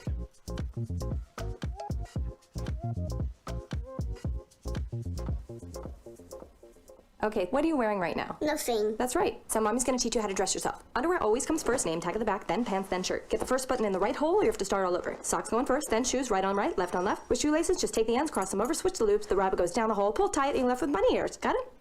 Why are your pants on your head? Most parenting is hard to do in just 2 minutes. But 2 minutes twice a day making sure they brush their teeth is easier, and it could help save them from a lifetime of tooth pain. Visit 2min2x.org to find out more. A message from the Partnership for Healthy Mouths, Healthy Lives, and the Ad Council. This message is for all of you sitting in the passenger seat. And apologies if it gets a little uncomfortable, but how does it feel to be at the mercy of someone who thinks a random text is more important than your life? Someone who takes their eyes off the road while speeding along in a 3-ton hunk of steel. Freaky, right? Well, why not just ask them to stop? Or better yet, volunteer to text for them. It might be a little awkward, but believe me, you'll live. Learn more at stoptextstoprex.org. Brought to you by the Ad Council and the National Highway Traffic Safety Administration. We are live outside the home of Joe and Rosie Goddard, where a pretty big tickle fight broke out just minutes ago. Sources say their father instigated the laughter. Let's go inside for a comment. Apparently, they have no comment. Dads, let this be a reminder that it only takes a moment to make a moment. Call 877-4DAD-411 or visit fatherhood.gov. Brought to you by the U.S. Department of Health and Human Services and the Ad Council. How's it going? I'm having a stroke. Are you going to shake my hand? I'm having a stroke. Wow, you're not even moving your arm. I'm having a stroke. When someone is having a stroke, they may not be able to say it with words, but their body language will tell you loud and clear. Look for FAST. F, face drooping. A, arm weakness. S, speech difficulty. T, time to call 911 immediately. Know the sudden signs. Spot a stroke fast. Visit strokeassociation.org. Brought to you by the American Stroke Association and the Ad Council. Hello, Kubo. What have you got planned for today? Come on, this way. Adventure can be found anywhere, but the best place to start is in the forest. It's the most powerful magic there is. Head outside to discover incredible animals. Wow. And beautiful plants that come together to create an unforgettable adventure. So grab your loved ones and explore a world of possibilities. Visit discovertheforest.org to find the closest forest or park to you. Brought to you by the Ad Council and the U.S. Forest Service. My teacher said that we should have a plan in case of an emergency. Do we have one? First thing I'm gonna do is grab a flashlight with dead batteries. I'm going to start randomly throwing clothes in the bag. You two will be hiding in the closet and Dad won't be able to find you. And that's when we both start crying. Uncontrollably. Can you pass the cutlets? Winging it is not an emergency plan. Make sure your kids know what to do during an emergency, who to call, where to meet, what to pack. Search Ready Kids at nyc.gov or call 311. Brought to you by the New York City Office of Emergency Management and the Ad Council. You're listening to Fenix Media, the future of broadcasting. Listen live at phoenixmedia.us.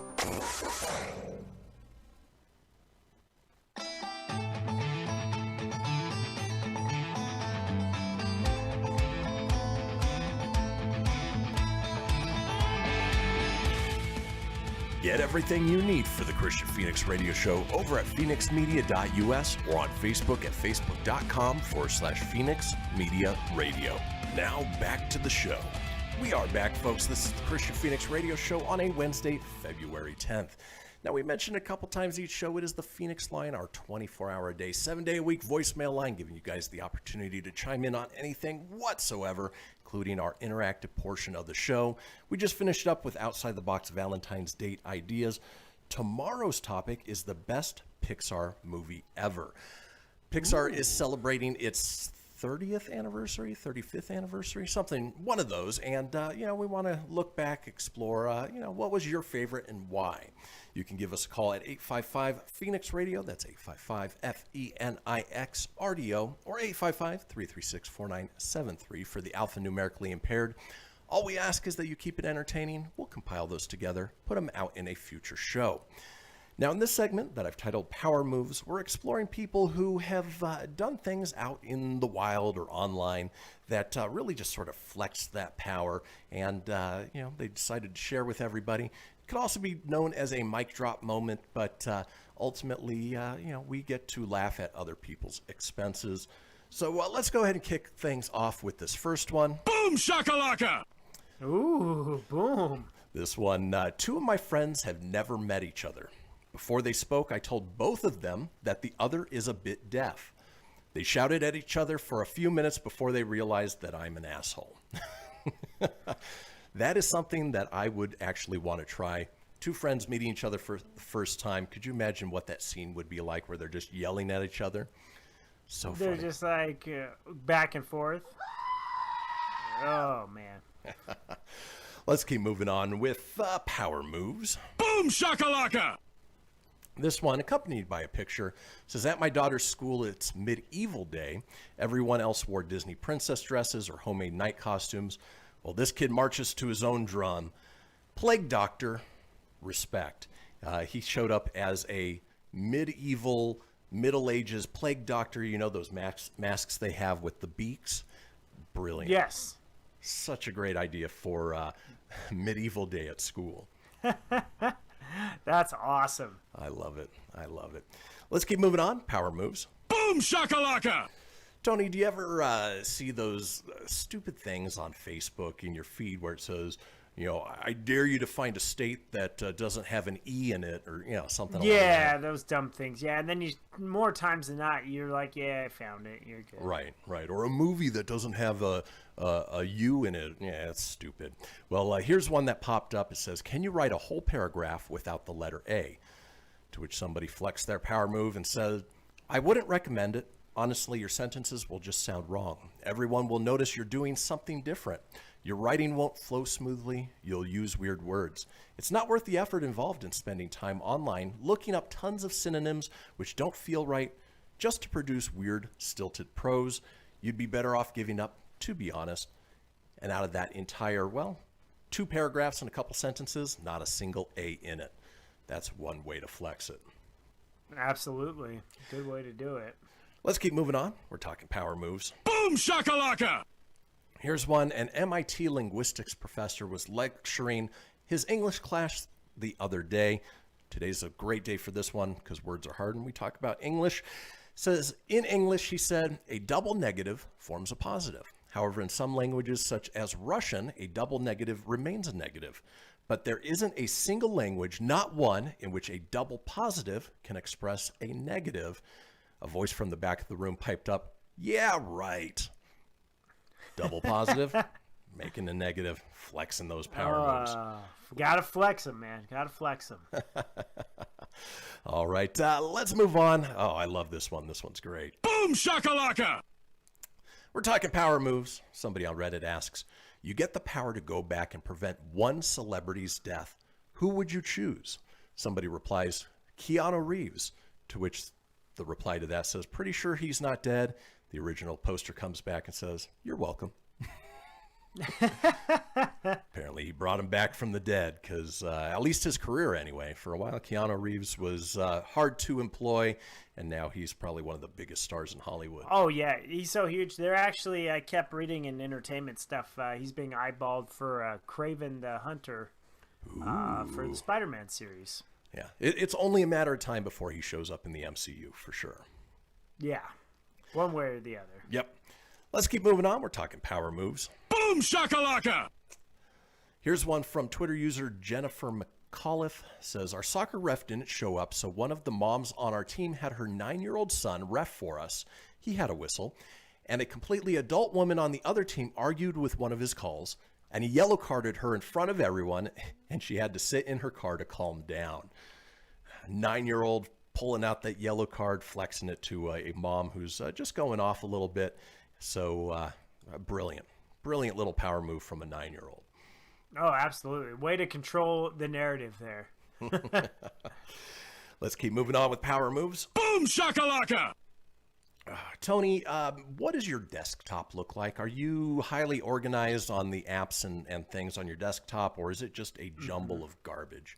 No, it's organized. There's specific folders and files, and it's very minimal. It's just a big picture of Lake Tahoe and a couple of little icons. So it's very organized. Now, in all fairness, it is also new, so there's not a lot to get on there. But on my MacBook, same way. It's very minimal. Well, this woman flexed her power move, said, my mom couldn't find Google Chrome, so I did this. She created a background, and it's the David painting in the Sistine Chapel where God and an angel are touching fingers. And, of course, there's Spider-Man in there, there's Skeletor, there's Leonardo DiCaprio, Paul Tuttle, all pointing, and they're all pointing to where she placed the Google icon so her mom could find it. Google Chrome. Oh, brilliant. That's very smart. And yeah, sweet. very brilliant, actually.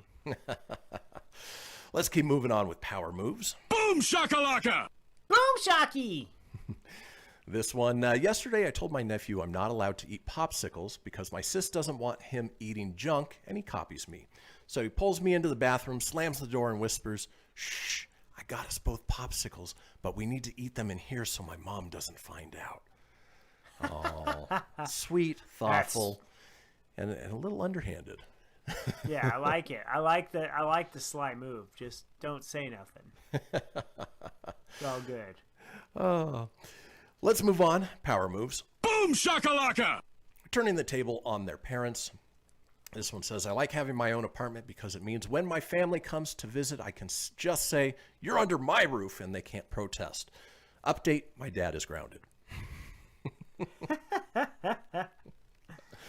Having fun with these. All right, we've got some more power moves for you. Boom shakalaka! Oh, this one on Reddit. What's a harmless prank to play on your friends? Somebody replies, after they leave your place, text them, you forgot your phone here. Bonus point if you take a picture of their phone on your kitchen table, before they leave, of course, and send it with the text. How confusing would that be? You know, obviously there's been people who've been on the phone with somebody else saying, I can't find my phone. Just another way to notch that up a little bit. Exactly.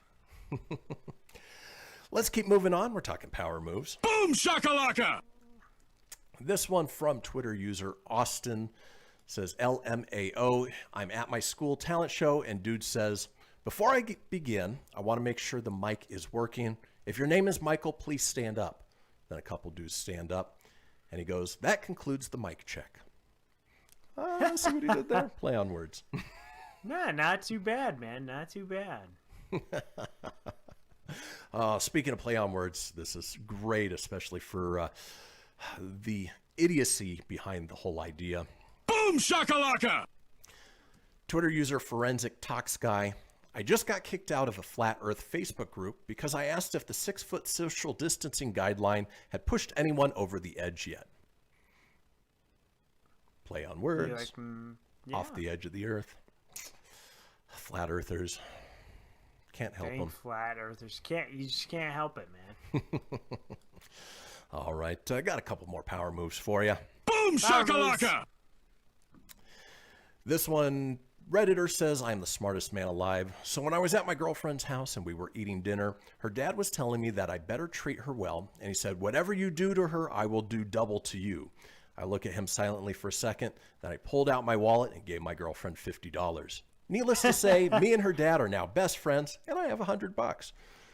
Hey, there you go. That's the way to... That's a great power move right there. And the nice thing is the dad lived up to what he said, so... Yeah, he's like, oh, that smart ass, he lived up to it. Okay. All right, and then finally in power moves... Boom shakalaka! This one from Twitter user Only in Vegas 702. Ooh, wow. My uncle just sent a message in the family group asking for money. I privately messaged him asking for banking details so I can deposit it. He responded saying he doesn't actually need money. He asked for money so that nobody in the family would ask him for money ever. Not a bad idea, you know. Be proactive, ask for money before anybody else asks you. But you know what, folks? That does it for this segment of Power Moves. Tony just pulled his power move, so he's having a little fun with that. But folks, when we come back, we're headed into the final segment of the show. It is time for This Day in History. Do not go anywhere.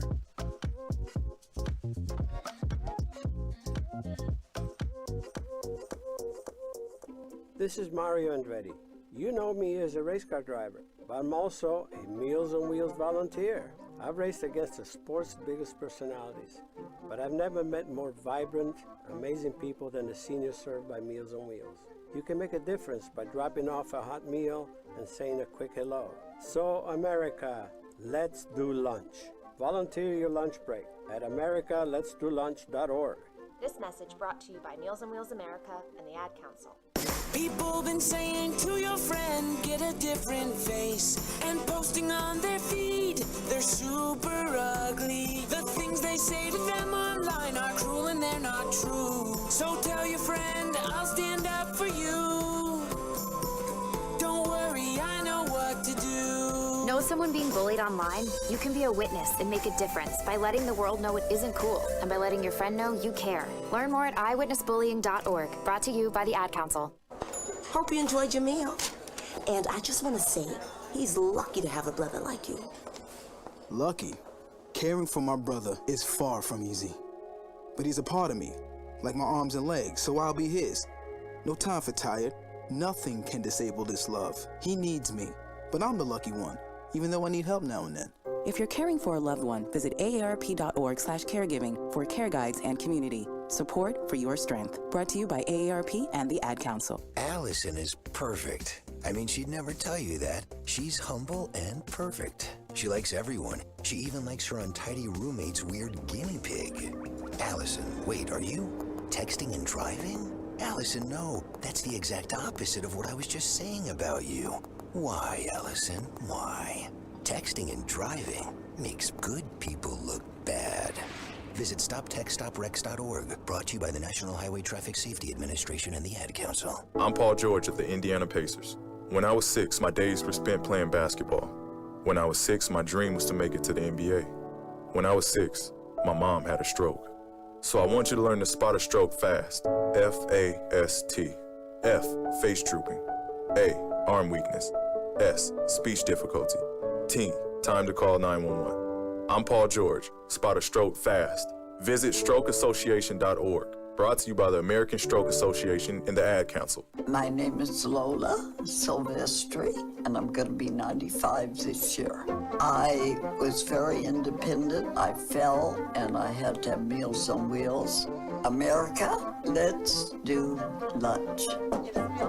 1 in 6 seniors faces the threat of hunger, and millions more live in isolation. Drop off a hot meal and say a quick hello. Volunteer for Meals on Wheels by donating your lunch break at americaletsdolunch.org. This message brought to you by Meals on Wheels America and the Ad Council. You're listening to Fenix Media, the future of broadcasting. Explore more great shows at phoenixmedia.us.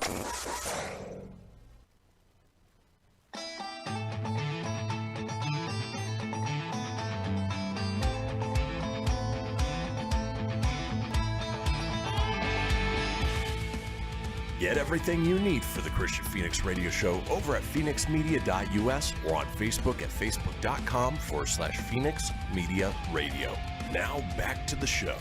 And we are back, folks, for the final segment of this episode of the Kristian Fenix radio show on a Wednesday, February 10th. Now, if you missed a portion of the show, you want to go back and catch up on any of the previous shows, you can do that. Head over to phoenixmedia.us, click on the show's link, scroll on down to the Kristian Fenix radio show. From there, you can get video, you can get audio as well, or head over to wherever you get podcasts. Apple, Google, Stitcher, Spotify, Anchor Breaker, TuneIn, iHeart, Doozer, Dozer, Geezer, Gozer. Are you a god? No! No! No! Hashtag not gonna happen. No, not gonna happen. Really doomed going us. to happen. Yeah, big time. Folks, while you're there, be sure to subscribe. That way you always have the latest episode. Leave a review. Let us know what you think. And tell your friends, because why, Tony? Sharing is caring. Sharing is caring, Tony. I was just really thinking about is.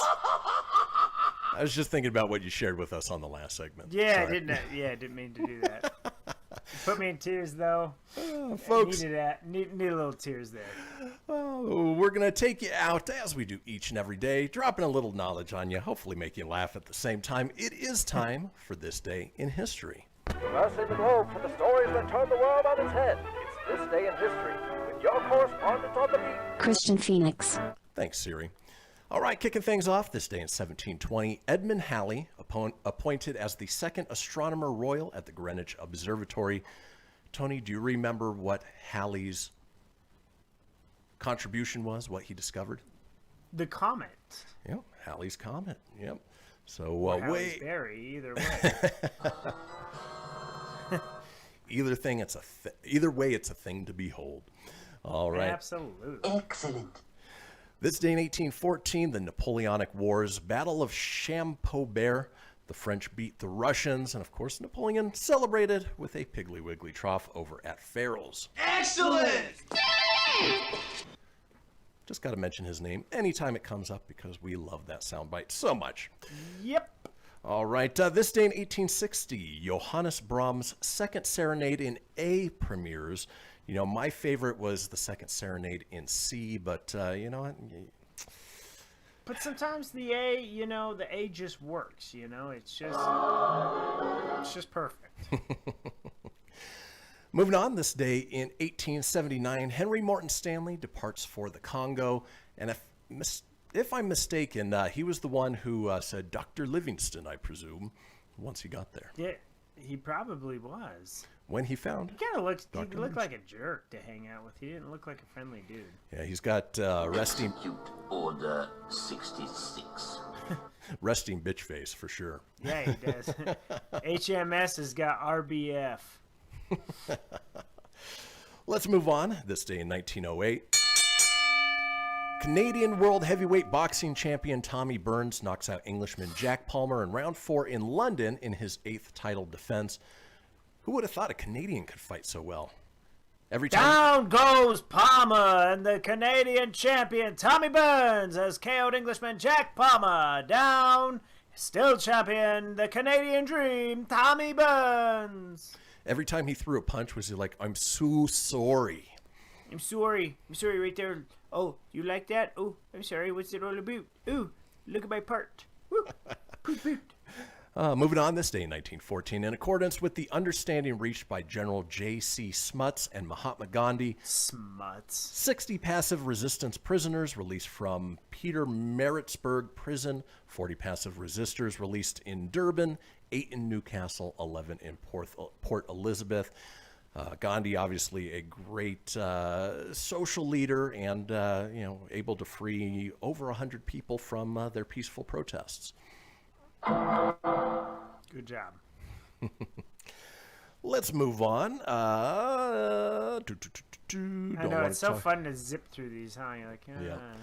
This day in 1939, Stagecoach, a Western film directed by John Ford starring Claire Trevor and John Wayne, premieres in Miami. That's a weird place to premiere a movie. Yeah.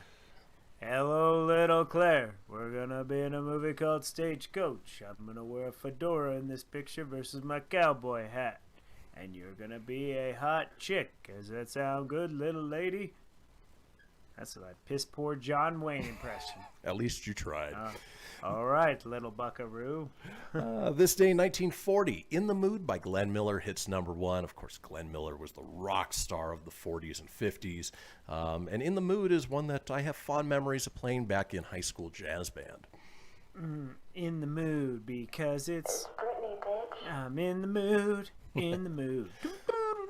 Same day, how that goes. 1940, Tom and Jerry cartoon created by William Hanna and Joseph Barbera debuts by MGM. They were great for what they were back in the day. The new movie coming out with Chloe Grace Moretz, it's birthday today. Happy birthday! Does not look good at all. No, looks terrible. So bad. I never could get into Tom and Jerry. No matter how hard I tried, I just couldn't do it. All And I like Hanna and Barbera cartoons. They had a lot of great cartoons, and Tom and Jerry was not one of my faves. No, I was always more of a Looney Tunes type guy. Yeah. All right, let's keep moving on. This day in 1942. Hey, we were just talking about him. Glenn Miller is awarded the first ever gold record for selling 1 million copies of Chattanooga Choo Choo. Chattanooga Choo Choo. Oh, yeah. Chattanooga Choo Choo. Roger, Roger. Chattanooga Choo Choo. Let's go, bub. That was just an excuse to play 3 random sound bites. Exactly. At will. Let's keep moving on. This day in 1946, Charles Lucky Luciano is deported to Italy and never returns to the United States, of course. Lucky Luciano is a famous New York City gangster. Yeah, Lucky Luciano. What I'm going to do is I'm going to go back to Italy. I'm gonna put a hit on you. You like this? Right here. That's my call tag. 72321. I ain't holding that. I'm a gangster. I'm dressed nice in a 3-piece suit. You're gonna look at my numbers. Gonna stick you in a Chicago overcoat. Yeah, see? make me some pasta. Fatality. Moving on, this day in 1949, Arthur Miller's play Death of a Salesman opens at the Morosco Theater in New York City. Not big on plays in general, but that's the one you probably hear of the most. Couldn't tell you what it's about, but yeah. It's about the death of a salesman, you know? Like, he had some goals to hit, and he had some quotas, and he didn't quite get it, and then he died. Bazinga. That's insane. Let's move on. This day in 1979. Tony, do you think I'm sexy? Do you want my body? No, but I'm sure Jesse does. Well, Do You Think I'm Sexy by Rod Stewart peaks at #1. Probably one of his corniest songs, but, it is fun to break out every once in a while in jest. Come on, baby, let me know.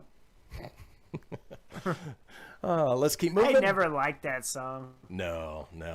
You know, I'm not a big Rod Stewart fan. Yeah, he had a few big hits, but it was funny because growing up, they always said, "Oh, Rod Stewart, the rock star." I was like, isn't he easy listening?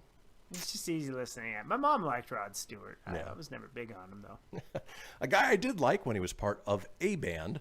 1986, John Lennon live in New York City. Album is released posthumously. Obviously, he died in 1980. Still a much better musician with the Beatles than without. This is the song with Yoko Ono. We're at Central Park by our apartment. Let's move on. This day, 1989, Miami Vice's 100th episode is seen on TV. I didn't realize it went that long. Ooh, me either. Back then, that was a huge thing. Good job for Crockett and Tubbs there. Right. All right. This day in 1993, Michael Jackson talks to Oprah Winfrey. Airs on ABC and drew an astounding 39.3 rating, 56 share, consisting of 90 million people. That's a lot of people. No, you're ignorant. I've never had plastic surgery. That's just, you're ignorant. As his nose peels off. Yeah. Oh, yeah. I've never, ever. Let's move on. This day in 1996, IBM computer Deep Blue becomes the first computer to win a game of chess against a reigning human chess champion, Garry Kasparov. It's only a matter of time before Skynet takes over, and the machines are ruling all. These rules all. He has not beat me. He cheats. See, because I had his queen and I had him cornered here, and this Deep Blue cheated. It cheat. Let's keep moving on. This day in 1997, O.J. Simpson jury reaches decision on a $25 million in punitive damages. Obviously, he was acquitted from the criminal trial, but was found guilty in the civil trial where he had to pay up $25 million. I don't know about you. I think he did it. I do too. He definitely got away with it. That's for sure. Totally. And then finally, this day in 2013, the 66th British Academy Awards, Argo, with Ben Affleck, Daniel Day-Lewis, and Emmanuel Riva, all the big winners. Argo was a great movie and was really Ben Affleck's comeback as a director and a real Hollywood powerhouse. Yeah. And now he hasn't really done anything in a long time. I mean, the last thing I can think he was in was Batman, right? I mean, aside from his cameo in Jay and Silent Bob Reboot. Yeah. Which was nice to see him in. No, actually, he had a very powerful movie where he was a high school basketball coach. And oh, that's right. That was, shoot, did that come out last year or was it the year before? No, it was last year. Because he was like an alcoholic and then he was a coach. Exactly. Now, with the last minute of the show, we want to run down some of today's holidays. This is where we talk about the things that, well, we like to celebrate. For instance, today is National Cream Cheese Brownie Day. Never thought about putting those two together, but that sounds delicious. It does sound pretty yummy. Today is National Flannel Day. I am obviously celebrating. I will wear one later. National Home Warranty Day. Boy, talk about a boring holiday. That is a boring holiday, but you should get a home warranty. Smart idea. Yep. It is Umbrella Day. Of course, you only celebrate if it's raining. And finally, it is Teddy Day. We're talking about the bear. Folks, that does it for this episode. We will be back tomorrow on a Thursday with Exploring America's Penis and the strange things that happen down there. Yes, we will be talking Florida Man. Enjoy your Wednesday, everybody. We'll see you tomorrow. Peace!